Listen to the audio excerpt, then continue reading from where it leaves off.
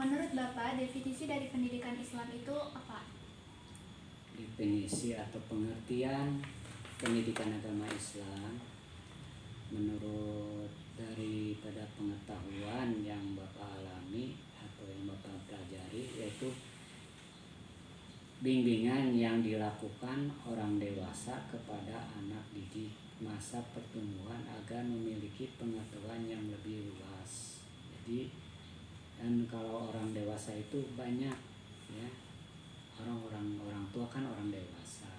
Nah, di sini dalam pendidikan, lembaga pendidikan adanya guru, ya, guru agama, ya, dimana kan anak itu masa pertumbuhan, ya, dibandingkan dengan orang yang sudah dewasa. Dari anak remaja kan masa pertumbuhan itu, ya, perlu diberi pengetahuan agama, ya, itu lebih luasnya seperti itu.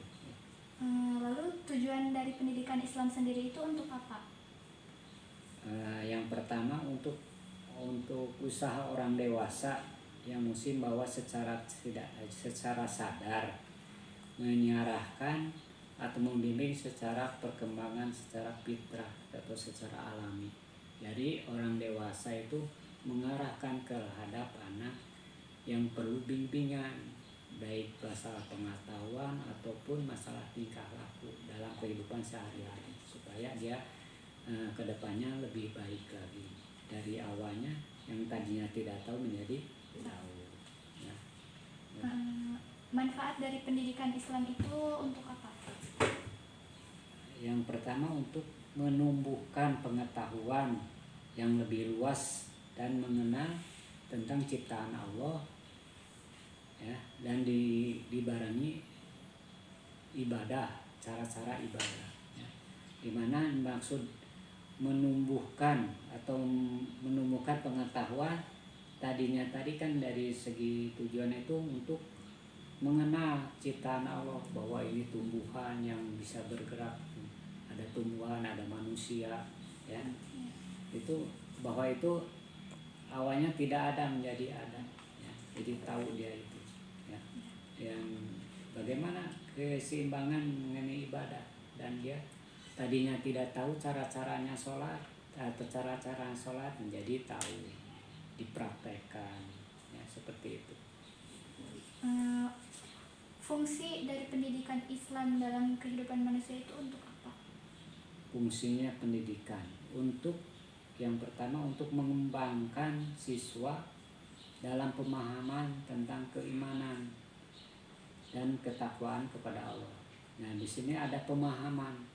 Tadinya tidak tahu menjadi tahu, jadi paham, oh caranya ibadah seperti ini, atau tingkah lakunya tadinya tidak baik menjadi baik. Tadinya anak itu suka sedikit memukul orang lain, jadi ada yang menegur, oh itu menegur itu akan menjelakakan orang lain, itu tidak boleh seperti itu. Maksudnya pemahaman, baik pemahaman dan ketakwaan, dimana yang dimaksud ketakwaan Allah itu adalah menjalankan perintah Allah dan menjauhi segala larangan. Jadi kita mengarahkan kepada anak itu bahwa kita harus menjalankan perintah Allah seperti sholat, puasa, kan perintah Allah, dan menjauhi larangannya apa, yaitu tidak boleh meninggalkan sholat atau puasa. Itu kan kewajiban bagi manusia, ya, yang sudah nantinya kedepannya menjadi kewajiban. Kenapa sih pendidikan Islam itu sangat penting? Mengapa agama Islam sangat penting? Karena agama itu mengarahkan kita untuk mencetak generasi yang unggul, yang baik, ya, di mana masa yang akan depan kan tujuannya anak ini sebagai generasi penerus, ya, pengganti orang-orang yang sudah dewasa. Mungkin orang dewasa tetap dewasa, anak kecil tetap kecil, kan akan berubah, ya, berputar. Yang sudah kecil nanti remaja, dewasa, udah dewasa. Nah, yang dewasa pasti meninggal ya. Tapi kan masalah umur tidak tahu siapapun juga ya. Cuman dalam perkembangan itu seperti itu. Dari anak ke remaja, dewasa tua ya. Tua meninggal ya. Tapi masalah meninggal mah ketentuan Allah yang disebut qada dan qadar ya. Itu seperti itu. Jadi mencetak generasi yang unggul. Jadi dalam pendidikan itu membina anak itu supaya menjadi unggulan yang lebih baik lah dalam kehidupannya akan datang. Jangan sampai tanpa arahan agama, walaupun dia baik kan agama itu sebagai pengendali ya, mengarahkan supaya untuk keselamatan di dunia dan di akhirat.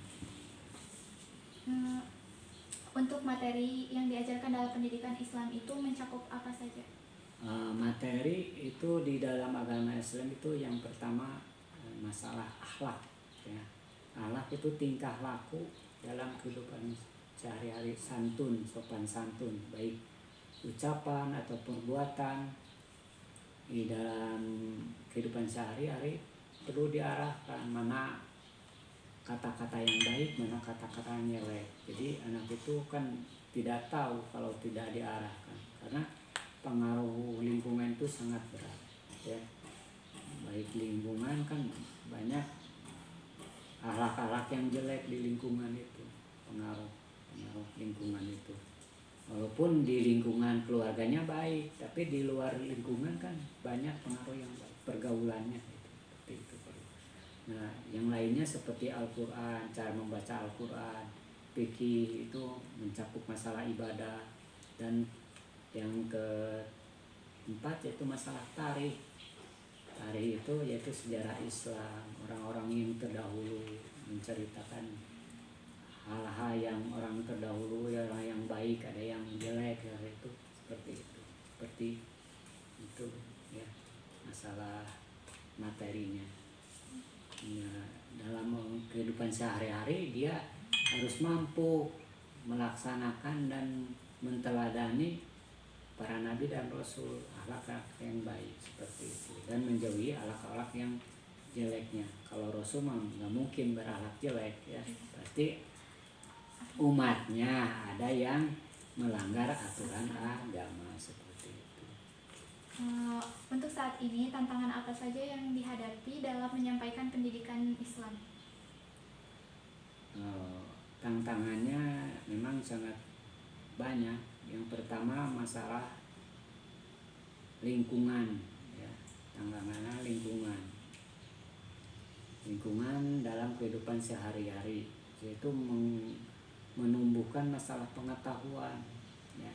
Di dalam lingkungan itu sangat besar sekali ya, dimana lingkungan itu ada yang ikut, ada yang enggak kan, ada yang mau belajar, ada yang enggak. Itu anak-anak itu suka terpengaruh ya. Wah, mending main daripada belajar, jenuh ya, gitu. Kedua masalah budaya kan. Sekarang budaya itu sangat kental sekali. Contohnya seperti HP kan. Pengaruhnya itu sangat banyak sekali, luas sekali ya. Karena dalam HP itu ada permainan, kan ya anak-anak senangnya masalah permainan, bukan masalah pengetahuan ya. Beda lagi dengan orang yang sudah dewasa, bisa milih, bisa ngatur waktu lah. Orang sudah remaja, orang udah dewasa dibandingkan dengan anak-anak. Kan anak-anak maunya main permainan. Kalau HP itu sangat ya, itu mengenai tantangannya, baik masalah budaya atau masalah lingkungan di dalam tingkah laku di pergaulan di luar rumah atau di luar keluarga, itu seperti itu.